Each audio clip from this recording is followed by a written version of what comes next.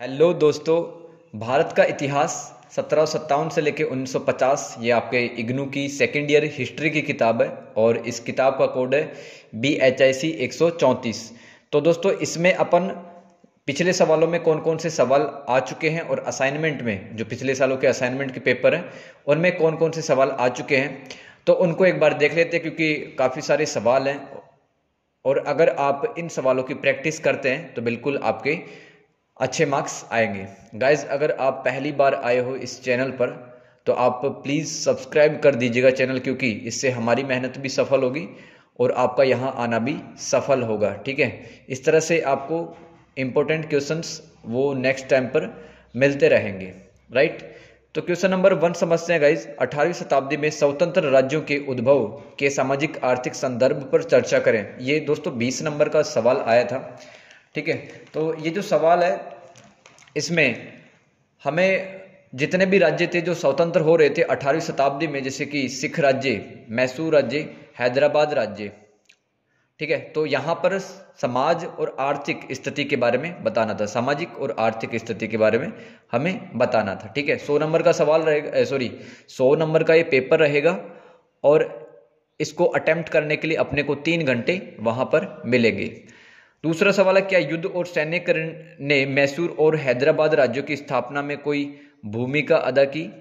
20 marks का ये सवाल आ चुका है गाइज। ठीक है, यानी कि दोस्तों जब मैसूर राज्य में जब वोडेयर वंश का शासन था तो ये भी काफ़ी ताकतवर थे और फिर पोलीगर एक स्थानीय सरदार थे। इन्होंने पोलीगरों ने समय के साथ में अपनी शक्ति को बढ़ाना चालू कर दिया था। इनके पास में सैन्य संसाधन भी समय के साथ में आ गए थे और गाइज इस तरह से वोडेयर वंश का वहां पर अंत होता है, क्योंकि पोलीगर जो स्थानीय सरदार थे उनकी सैन्य शक्ति वहां पर लगातार बढ़ती जा रही थी। ठीक है, तो इस तरह से स्वतंत्र मैसूर राज्य और हैदराबाद राज्य बनते हैं।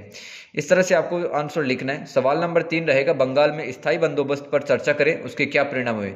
देखो, अंग्रेजों ने भारत के किसानों से कर वसूलने के लिए भू राजस्व है, ठीक है, 3 प्रकार की भू राजस्व नीति लेके आए थे। एक तो स्थायी बंदोबस्त जिसको अपन परमानेंट सेटलमेंट कहते हैं, और दूसरा है रैयतवाड़ी व्यवस्था, तीसरा महलवाड़ी व्यवस्था। उसमें आपको स्थायी बंदोबस्त के बारे में पूछा है, यानी कि दोस्तों किसानों से कर कौन वसूलेगा? जमींदार वसूलेगा। ठीक है, और जमींदार एक निश्चित रकम, एक स्थायी रकम अंग्रेजों को दिया करता था, इसलिए इस बंदोबस्त का नाम है स्थायी बंदोबस्त। वो आपको लिखना है। 4th क्वेश्चन है, स्वतंत्र भारत में किस प्रकार से एक जनतांत्रिक राज्य उभरा, चर्चा करें। देखो, संविधान सभा ने सफलतापूर्वक मेहनत करके भारत का संविधान बनाया और भारतीय जनता को सौंप दिया। ठीक है, संसदीय व्यवस्था इसमें निहित थी। ठीक है, और भारत एक संप्रभु राज्य था और वयस्क मताधिकार की भी यहां पर व्यवस्था थी। तो इस प्रकार से वो विशेषताएं आपको लिखनी है जो संविधान में निहित थी, जैसे कि मौलिक अधिकार भी दिए गए यहां पर जनता के अधिकारों को संरक्षित करने के लिए। ठीक है, तो ये सब आपको लिखना है। सवाल नंबर 5, भारतीय राष्ट्रीय आंदोलन में गांधी जी की भूमिका की चर्चा करें। अब देखो, गांधी जी ने जितने भी प्रयास किए भारतीय राष्ट्रीय आंदोलन में सराहनीय थे दोस्तों। ठीक है, जैसे कि 1915 में वो दक्षिण अफ्रीका से लौट के आए, फिर उनके बाद में चंपारण सत्याग्रह उन्होंने सफलतापूर्वक संचालित किया, उसके बाद में खेड़ा सत्याग्रह, और उसके बाद में अहमदाबाद में मिल मजदूर आंदोलन, उसके बाद में दोस्तों स्वदेशी आंदोलन, सवर्ण अवज्ञा आंदोलन और अंत में भारत छोड़ो आंदोलन। ठीक है, तो इन आंदोलनों के बारे में थोड़ा थोड़ा अपने को लिखना है। फिर राजा राम मोहन राय के मुख्य विचारों पर चर्चा करें, क्या वे तर्कवाद में विश्वास रखते थे? राजा राम मोहन राय दोस्तों एक बहुत महान शख्सियत थी।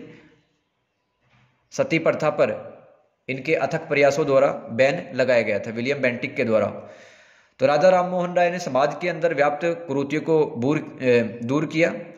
ठीक है, और वे तर्कवाद में विश्वास रखते थे। तर्कवाद का मतलब है कि समाज में जो भी घटना होती है वो तर्क के माध्यम से समझना, क्या गलत है और ये घटना क्यों हुई है समाज में, इसके क्या परिणाम हमें देखने के लिए मिलेंगे। सवाल नंबर 7 है, निम्नलिखित पर टिप्पणी लिखे, उपयोगितावाद सिद्धांत।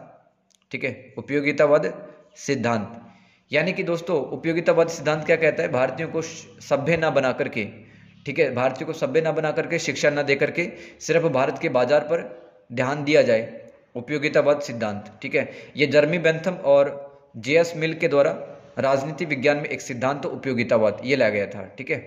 मतलब इस तरह से अंग्रेज भारत पर शासन करें कि अंग्रेजों का ज्यादा से ज्यादा भला हो, ठीक है। सिराजुद्दौला और ब्रिटिश, सिराजुद्दौला और ब्रिटिश, तो सिराजुद्दौला जैसे ही राजा बना था, ठीक है, तो इनके खिलाफ षड्यंत्र चले थे, ठीक है। उत्तराधिकारी के युद्ध में घसीटी बेगम इनकी मौसी का नाम था, ठीक है। मीर जाफर और अन्य कुछ और व्यक्ति थे इनके परिवार के। तो किस तरह से सिराजुद्दौला ने उत्तराधिकार के युद्ध में जीत हासिल की और अंग्रेजों के उनके क्या संबंध है। शुरुआत में संबंध खराब थे, ठीक है, सिराजुद्दौला के, वो लिखना है। वारेन हेस्टिंग पे लिखना है। फिर महालवाड़ी बंदोबस्त, महालवाड़ी बंदोबस्त में आप जानते हैं कि पूरे गांव का एक मुखिया होता था, वो फिर अंग्रेजों को भू राजस्व दिया करता था, ठीक है। काफी सारे गांवों को मिलाकर के महाल एक इकाई बनती थी और वहां पर एक व्यक्ति जो मुखिया होता था वो अंग्रेजों को कर देता था। क्रिप्स प्रस्ताव लिखना है। क्रिप्स प्रस्ताव, सर स्टेफोर्ड क्रिप्स के नेतृत्व में भारत में क्रिप्स मिशन आया था। सुधार आंदोलनों का महत्व है। जितने भी सुधार आंदोलन थे, चाहे वो ब्रह्म समाज हो, आर्य समाज हो, ठीक है, ज्योतिबा फुले द्वारा किए गए प्रयासों को सब कुछ लिखना है इसमें। क्रांतिकारी राष्ट्रवाद, दोस्तों इस 1920 के बाद में जो राष्ट्रवाद फैलता है भारत में उसको क्रांतिकारी राष्ट्रवाद कहते हैं। तो जितनी भी घटनाएं जैसे कि चोरा चोरी कांड, ठीक है, और उसके बाद में 1921 के बाद में जो घटनाएं वो लिखनी है इसमें। कृषि का वाणिज्यकरण, यानी कि किसान है वो इस समय खाद्यान्न फसलों को छोड़कर नकदी फसल उगाने लगे थे, जिससे कि वो बर्बाद हो गए, ठीक है। अंग्रेजों ने अपना अधिकतम मुनाफा कमाने के लिए ऐसा किया था कि उन्होंने कृषि का वाणिज्यकरण कर दिया था, राइट। गाइस नेक्स्ट क्वेश्चन रहेगा अपना, प्राच्यवादियों और उपयोगितावादियों के मुख्य विचारों पर चर्चा करें। किस प्रकार से इन विचारों ने ब्रिटिश साम्राज्य के सुदृढ़ीकरण में मदद की।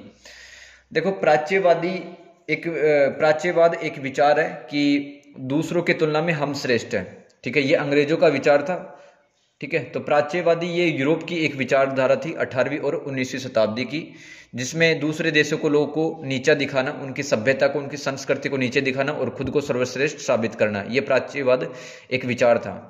तो उपयोगितावादियों से और प्राच्यवादियों के जो विचार थे उन्हें अपने को चर्चा करनी है, और इन दोनों ही विचारों ने अंग्रेजों की भारत पर पकड़ और ज्यादा मजबूत बनाई थी। 1857 के संग्राम के मुख्य कारणों का विवेचन करें। अंग्रेजों ने किस प्रकार से इनका दमन किया। बहुत ही इंपॉर्टेंट क्वेश्चंस है और ये लगभग हर बार आता है। 1857 की क्रांति के कारण वो आपको याद करने हैं। 10वां है सिख राज्य के उदय पर चर्चा करें, ठीक है। तो महाराजा रणजीत सिंह ने किस प्रकार से यहां पर जितने भी नस्लें थी पंजाब के अंदर, और ये एक सुकर चकिया मिसल से संबंधित थे, ठीक है, सुकर चकिया मिसल से संबंधित थे। तो पंजाब के अंदर और भी मिसलें थी, लेकिन सुकर चकिया मिसल है वो थोड़ी मजबूत थी और इसी से संबंधित थे राजा रणजीत सिंह। तो किस प्रकार से सिख राज्य का उदय हुआ है उस पर चर्चा में करनी है। सवाल नंबर 11, भारत में उपनिवेशवाद के 3 चरणों की चर्चा करें, वे किस प्रकार से एक दूसरे से भिन्न थे। इन तीनों ही चरणों में भारत का आर्थिक, राजनीतिक और सामाजिक रूप से शोषण किया गया था। तो तीनों चरणों को बारी बारी से हमें बताना है। सवाल नंबर 12, भारतीय राष्ट्रीय कांग्रेस के उद्भव संबंधी विवादों पर चर्चा करें, ठीक है। यहां पर तड़ित चालक का सिद्धांत लिख सकते हैं आप, ठीक है, और भी अन्य सिद्धांत हैं तो उनके बारे में आप लिख सकते हैं। सवाल नंबर 13, सांप्रदायिकतावाद से आप क्या समझते हैं, इसके उद्भव और विकास पर चर्चा करें। दोस्तों सांप्रदायिकतावाद एक प्रकार की विचारधारा है जिसके अंदर एक समाज में अलग अलग जो समुदाय हो अलग अलग हितों से युक्त हो जाते हैं, ठीक है। तो सांप्रदायिकता वो किसी भी देश के लिए सही नहीं मानी जाती है। और इसके उद्भव और विकास पर चर्चा करें। प्राचीन काल में सांप्रदायिकता नाम की कोई चीज नहीं थी भारत में, लेकिन जब से अंग्रेज आए तो अंग्रेजों के कारण ये और ज्यादा बढ़ गई, ठीक है, क्योंकि अंग्रेजों ने फूट डालो राज करो की नीति ये अपनाई थी, ठीक है। इसके तहत बंगाल का विभाजन कर दिया गया था, पूर्वी बंगाल और पश्चिमी बंगाल, ठीक है। और क्या लिख सकते हैं कि अंग्रेजों ने शुरुआत में मुसलमानों की उपेक्षा की थी, बाद में उनका समर्थन किया था। तीसरा कारण लिख सकते हैं कि भारत के अंदर सांप्रदायिकता क्यों फैली, क्योंकि यूरोप के लेखकों ने इस प्रकार से इतिहास की किताबें लिखी थी, ठीक है। और धार्मिक और सामाजिक सुधार आंदोलन भी थोड़े बहुत जिम्मेदार थे भारत में सांप्रदायिकता को फैलाने के लिए।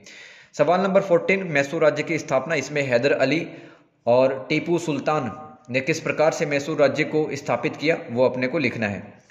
मुगल साम्राज्य का पतन, ठीक है, ये भी इंपॉर्टेंट क्वेश्चन है, जैसे कि 1857 की क्रांति वाला सवाल था, तो मुगल साम्राज्य का पतन, इसमें अपने को कारण लिखने हैं, ठीक है, कि इन्होंने अपनी अर्थव्यवस्था, अपनी प्रशासनिक संरचना और अपनी सैन्य व्यवस्था, इन पर ध्यान नहीं दिया। इस तरह के कुछ कारण हैं। फिर सवाल नंबर इसी में तीसरा पॉइंट, 18वीं शताब्दी एक दीर्घकालीन शताब्दी के रूप में, आप इसमें 18वीं शताब्दी की में भारत में क्या चल रहा था वो लिख सकते हैं। 18वीं शताब्दी की विशेषताएं आपसे पूछी है। द है बंगाल में स्थायी बंदोबस्त, ये पढ़ चुके हैं। सवाल नंबर नेक्स्ट द है संविधान सभा की भारतीय संविधान बनाने में भूमिका। तो दोस्तों 2 वर्ष 11 माह 18 दिन लगे थे। आपको यहाँ पर महत्वपूर्ण समितियों के नाम लिख देने हैं और अध्यक्ष के नाम लिख देने हैं, ठीक है, और अधिवेशनों के नाम भी लिख सकते हैं। तो इस प्रकार से ये सवाल भी हो जाएगा। 1945 का शिमला सम्मेलन समझौता, सविनय अवज्ञा आंदोलन। देखो लाहौर के अंदर जो कांग्रेस का अधिवेशन हुआ था सन 1930 में, तो नेहरू रिपोर्ट की जो मांगे थी वो अंग्रेजों ने नहीं मानी, और इस टाइम पर वैश्विक स्तर पर आर्थिक मंदी भी चल रही थी, ठीक है, तो इसलिए गांधी जी ने सविनय अवज्ञा आंदोलन को स्टार्ट किया था, तो उसके बारे में पूरा लिखना है। चंपारण प्रयोग, ठीक है, बिहार में चंपारण में एक जगह है, जिला है, वहां पर नील के किसानों की जो दुर्दशा थी, गांधी जी ने सफलतापूर्वक चंपारण के किसानों की समस्या का हल किया था, ठीक है, यह भी आपको कंप्लीट कर देना है। सवाल नंबर 15, 18वीं शताब्दी की बहस पर चर्चा करें। क्या आप सोचते हैं कि 18वीं शताब्दी केवल राजनीतिक अव्यवस्था और अराजकता के बारे में थी? तो इसमें आपको 1757 का जो युद्ध हुआ था, प्लासी का युद्ध, वो लिखना है, ठीक है, उसके बारे में लिखना है। और 1764 का जो बक्सर का युद्ध हुआ था, भारत की मतलब जो 3 संयुक्त सेनाएं थी उनको हरा दिया था अंग्रेजों ने, और अंग्रेजों का जो रास्ता था वो अब साफ हो चुका था, भारत में अब शासन करने के लिए तैयार थे, राजनीतिक और आर्थिक रूप से वो रेडी थे, ठीक है, तो आपको वो सब लिखना है इसके अंदर। सवाल नंबर 16 रहेगा, मैसूर और हैदराबाद की राज्य संरचना पर तुलनात्मक टिप्पणी लिखें। यहाँ पर आप प्रशासनिक संरचना और सैन्य व्यवस्था की आप तुलना कर सकते हैं। 17, क्या अंग्रेजी शासन ने भारतीय अर्थव्यवस्था को अपने अधीन लाकर अपना स्वार्थ पूरा किया? ठीक है, बिल्कुल पूरा स्वार्थ अपना किया, क्योंकि भारत के जो जितने भी संसाधन थे, ठीक है, चाहे वो जमीन के ऊपर हो चाहे जमीन के नीचे हो, तो उनका एक्सप्लॉयटेशन, उनका दोहन अंग्रेजों के द्वारा किया गया, ठीक है, अधिकतम मुनाफा कमाने के लिए, राइट। सवाल नंबर 18, तर्कवाद और धार्मिक सार्वभौमिकता के विचारों से सामाजिक धार्मिक सुधार आंदोलन के नेता कितने प्रभावित थे? ठीक है, तर्कवाद का मतलब जो राजा राम मोहन राय के जो विचार थे, तर्क, हर घटना, समाज में जो भी घटना होती है उसके पीछे तर्क देना, ठीक है, ताकि अपन किसी घटना को बहुत अच्छे से समझ सकें। धार्मिक सार्वभौमिकता का मतलब है कि ईश्वर की हर जगह उपस्थिति है, ठीक है। तो कुछ नेता थे जैसे कि राजा राम मोहन राय, सर सैयद अहमद खान, वो धार्मिक सार्वभौमिकता के विचारों से प्रभावित थे, तो वो लिखना है सब। सवाल नंबर 19, राष्ट्रीय चेतना के विकास में मुख्य सहायक क्या कहते हैं? अब देखो, अंग्रेजों ने भारत का आर्थिक रूप से, राजनीतिक रूप से, सामाजिक रूप से, शैक्षिक रूप से, मनोवैज्ञानिक रूप से शोषण किया था, ठीक है। तो धीरे धीरे जो जनता है वो अंग्रेजों का जो वास्तविक चेहरा था वो समझने लग गई, और इस प्रकार से धीरे धीरे एक राष्ट्रीय आंदोलन है वो भारत में शुरू हो जाता है। सवाल नंबर 20, विलियम जोन्स, दोस्तों एक न्यायशास्त्री था विलियम जोन्स, तो ये चाहते थे भारत में, मतलब अगर भारत का इतिहास समझना है तो भारत के वेद पुराण उपनिषद इनका अध्ययन करना होगा, तभी भारतीयों की मेंटेलिटी समझी जा सकती है, और फिर अंग्रेज जब वो अच्छे से शासन कर पाएंगे। यहाँ पर मीर जाफर और ब्रिटिश, इसी तरह से आप मीर कासिम और ब्रिटिश ये याद रखना, आपको तीनों में से कोई भी आ सकता है, सिराजुद्दौला और ब्रिटिश, मीर जाफर और ब्रिटिश, और इस बार मीर कासिम और ब्रिटिश, ये देख लेना। सिख राज्य की प्रकृति ये आप देख लेना। रैयतवाड़ी व्यवस्था, इसमें किसान को रैयत समझा गया, किसानों से डायरेक्ट कॉन्टेक्ट किया अंग्रेजों ने भू राजस्व को वसूलने के लिए। फिर क्रांतिकारी राष्ट्रवाद का उदय, ये पढ़ चुके हैं। हिंद स्वराज, ठीक है, यहाँ पर मतलब सब शासन की मांगे भारतीयों के द्वारा रखी गई थी अंग्रेजों के सामने। खिलाफत मुद्दा, यानी कि जो तुर्की का जो शासक था जिसको अपन खलीफा कहते थे, राइट। तो अंग्रेजों ने खलीफा पद को समाप्त कर दिया था, इसलिए दुनिया भर के जितने मुस्लिम व्यक्ति थे वो नाराज हो गए थे अंग्रेजों से, और गांधी जी के सहयोग से भारत के अंदर खिलाफत आंदोलन या खिलाफत मुद्दा चला था। कैबिनेट मिशन योजना, इसके बारे में लिखना है। सवाल नंबर 21, क्या 1757 और 1765 के बीच में बंगाल में राजनीतिक क्रांति हुई थी? आपको वही बैटल ऑफ प्लासी, प्लासी का युद्ध 1757 और 1764 का बक्सर का युद्ध, उनकी स्थितियां लिखनी है इसमें। सवाल नंबर 22, भारतीय राष्ट्रीय कांग्रेस में नरमपंथी और उग्रवादियों के बीच मतभेदों पे चर्चा कीजिए। नरमपंथी थे वो थोड़ा मतलब विनम्र स्वभाव के थे, मतलब अदालतों में अर्जी देकर आना, अनुनय विनय करना अंग्रेजों से, ठीक है। तो ये सब उनके तरीके थे, मतलब बहुत ही प्रेम पूर्वक अंग्रेजों से कोई भी बात कहते थे, नरमपंथी। और उग्रवादी वो थोड़े क्रांतिकारी विचारों से युक्त थे और भारत को आज़ाद करवाना चाहते थे, ठीक है, जल्द से जल्द। सवाल नंबर 23 है, ब्रिटिश शासनकाल में भारत पर पड़े आर्थिक प्रभाव बताइए। तो देखो, दादा भाई नौरोजी के विचार लिख सकते हैं इसमें। ड्रेन ऑफ वेल्थ थ्योरी उन्होंने दी है, धन का निष्कर्षण सिद्धांत, यानी कि भारत से बहुत ही कम समय में जितने भी संसाधन थे, यहाँ पे कच्चा माल था, वो भारत के बाहर भेजा जा रहा था, राइट। तो किसान, मजदूर, व्यापारी, इन सब की जो आर्थिक स्थिति थी वो काफ़ी कमज़ोर हो गई थी। साथ में जो भारत का जो लघु एवं कुटीर उद्योग था वो समाप्त लगभग हो गया था। तो इस तरह से आप चीज़ें लिख सकते हैं। सवाल नंबर 24, सांप्रदायिकता का अर्थ स्पष्ट करते हुए भारत में इसके उदय के कारणों को स्पष्ट करें। तो ये सवाल पढ़ चुके हैं। शक्ति का स्थानांतरण किस प्रकार से हुआ? गांधी द्वारा नियोजित सामूहिक लामबंदी के वैचारिक उपकरण और तरीके क्या थे? इसमें क्या लिखना है आपको, यानी कि गांधी जी ने जितने भी तरीके अपनाए, चाहे वो सत्याग्रह का हो, चाहे वो अहिंसा का हो, ठीक है, ये सब तरीके इसमें लिखने हैं, राइट। सवाल नंबर 27, 19वीं शताब्दी में पश्चिम भारत में सामाजिक आर्थिक सुधार आंदोलन बताएं। तो इसमें इस्लाम धर्म में, हिंदू धर्म में, सिख धर्म में, पारसी धर्म में जितने भी संगठन बने थे उन्होंने किस प्रकार से कार्य किया वो आपको सब बताना है। आप अनौद्योगिकरण से आप क्या समझते हैं? देखो, दो प्रक्रियाएं होती है, एक तो औद्योगिकरण जिसके अंदर एक देश के अंदर काफ़ी सारे उद्योग धंधे लगाए जाते हैं। अनऔद्योगिकरण का मतलब होता है उद्योगों को नष्ट करना और उद्योगों का विकास नहीं करना। तो ऐसा ही अंग्रेजों ने किया था, भारत का अनऔद्योगिकरण कर दिया था। सवाल नंबर 29, अंग्रेजों द्वारा अपनाई गई भू राजस्व प्रणालियां बताएं। तो अंग्रेजों के द्वारा 3 भू राजस्व यानी 3 लैंड रेवेन्यू सिस्टम अपनाए गए थे, वो मैं आपको बता चुका हूं। रैयतवाड़ी व्यवस्था, स्थायी बंदोबस्त और महालवाड़ी बंदोबस्त, ठीक है, उसके बारे में लिखना है। सवाल नंबर 30 है, ज्योतिबा फुले, ईश्वर चंद्र विद्यासागर, जिन्होंने महिलाओं के लिए, ठीक है, स्कूल्स, हॉस्टल ये सब खुलवाए थे। ज्योतिबा फुले ये भी स्त्री शिक्षा पर इन्होंने काफ़ी ज़्यादा काम किया है। ईश्वर चंद्र विद्यासागर ने तो लड़कियों की जो शादी की न्यूनतम उम्र थी वो बढ़वाई थी, ठीक है। देवेंद्र नाथ टैगोर, इनके भी जितने भी प्रयास किए गए थे समाज को सुधारने के लिए वो सब आपको बताने हैं। तो दोस्तों ये टोटल 30 सवाल है, इनको आप प्रैक्टिस करना, लिखना है इनके आंसर, ठीक है, जिस हिसाब से मैंने बताया है आपको। और गाइस चैनल को ज़रूर सब्सक्राइब करना क्योंकि इससे हमें हेल्प मिलेगा, ठीक है, और नेक्स्ट टाइम पे इसी तरह की आप वीडियोस पाते रहेंगे, ठीक है। तो गुड लक फ्रेंड्स, मिलते हैं नेक्स्ट वीडियो में, तब तक के लिए गुड बाय, टेक केयर।